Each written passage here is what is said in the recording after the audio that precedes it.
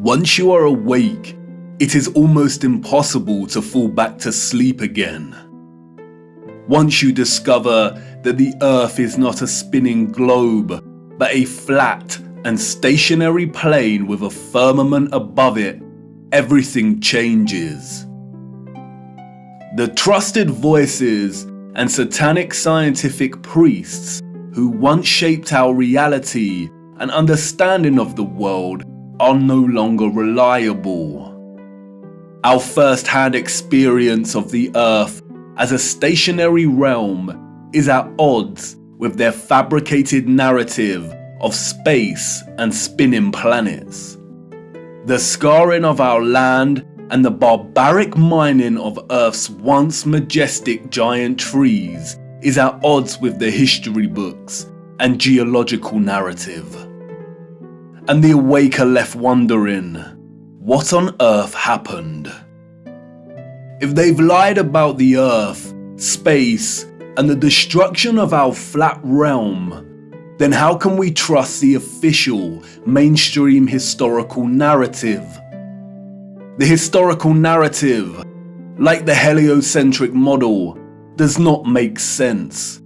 It doesn't add up.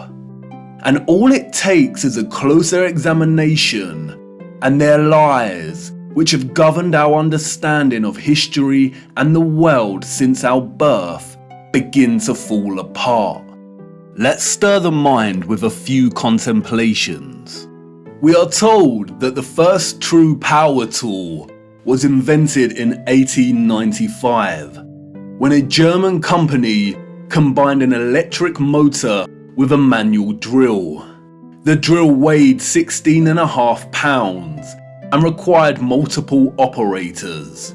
It wasn't until 1957 that a company called Bosch began designing power tools in bulk that were both economical and powerful. So then how did our historical ancestors, a more primitive, underdeveloped people, design and build some of the structures we encounter? What about all the gigantic monolithic stones we encounter that have been cut with such precision? Ask yourself, could you repeat this today with the arsenal of equipment we have at our disposal? And what about the magnificent ancient stepwells of the East? Stepwells, we are told, were multi-storied wells built by our primitive ancestors as ways to preserve the water supply during droughts. But look at the intricacy and complexity of these structures. Look at the glory and the finesse.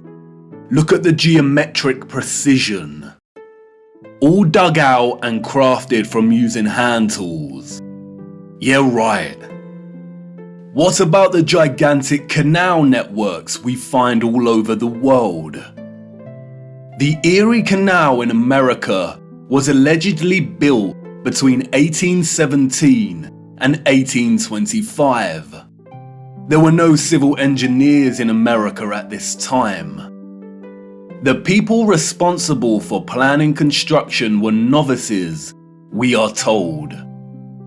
The canal is 12 meters wide and 4 meters deep. The Erie Canal spans 363 miles.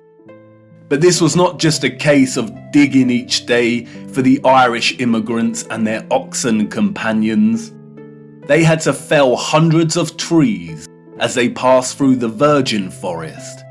They had to build complicated aqueducts and locks, and they had to pass through the Niagara Escarpment, an 80-foot high wall of hard limestone. They had to use black powder to blast through this, we are told, as dynamite had yet to be invented. The canal spans 363 miles and was constructed over an 8-year period.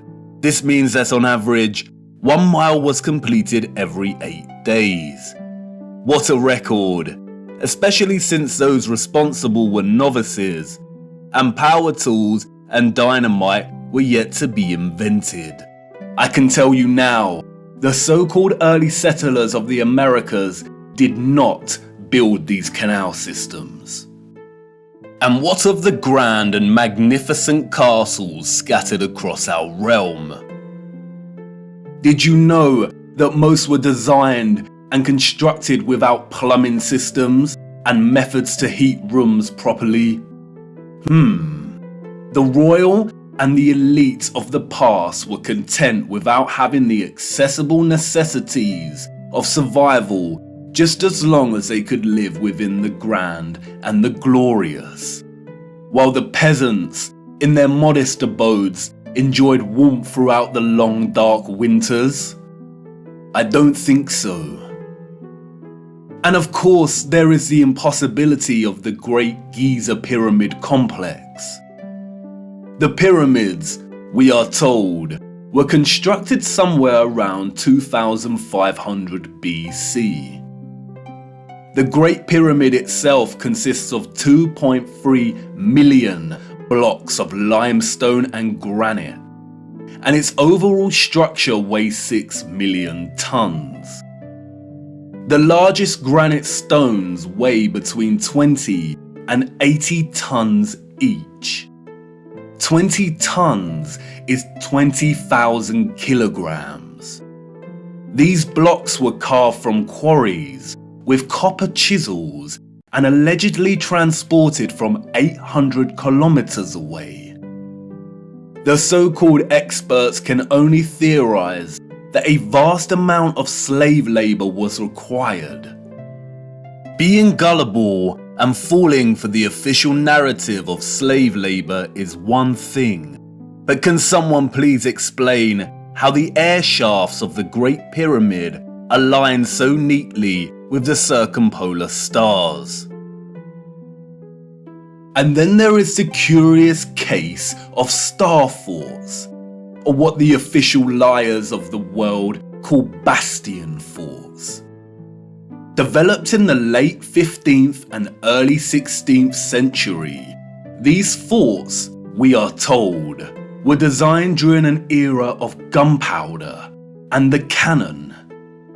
The geometric design offered a nation's military protection against blind spots during conflict. Of course they did. We all know that the best protection during war is to design a fort with such precise geometric patterning. Has any real historian ever stopped to think just how perfect the geometry is here?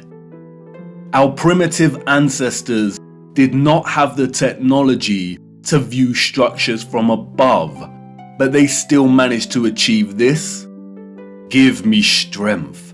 There is no way. We could not produce such perfect geometry on this scale today. We've been fooled once again. We have been indoctrinated with a false historical narrative and timeline.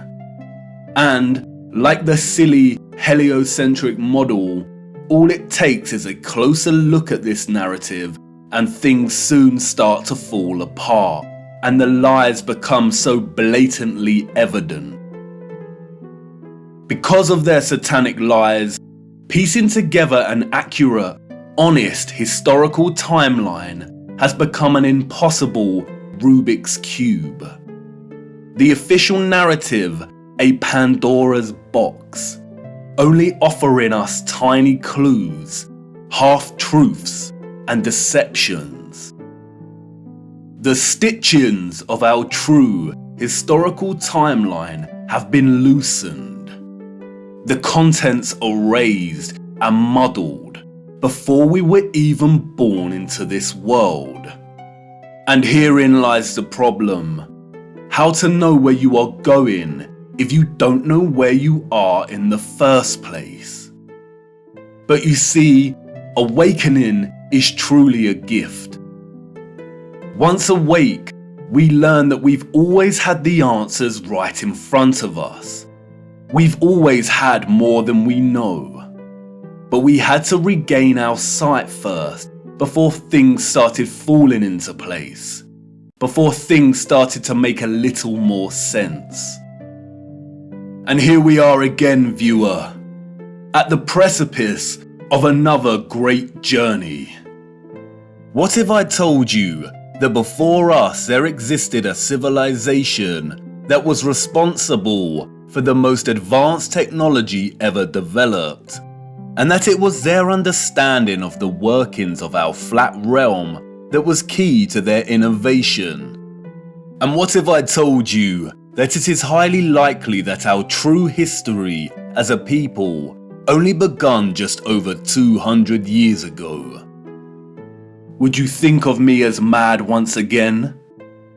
Do I sound as preposterous as when I first told you that the earth is flat?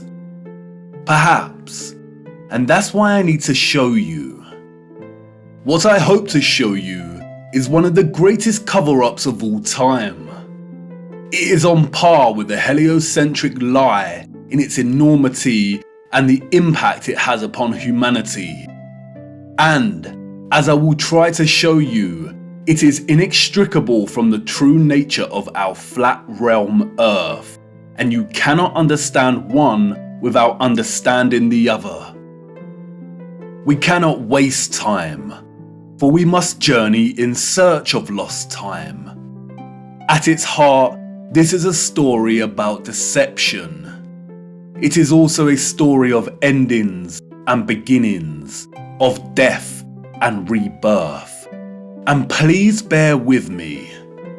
Due to the deceptions and falsities underpinning our historical narrative, this story cannot be told in a linear fashion.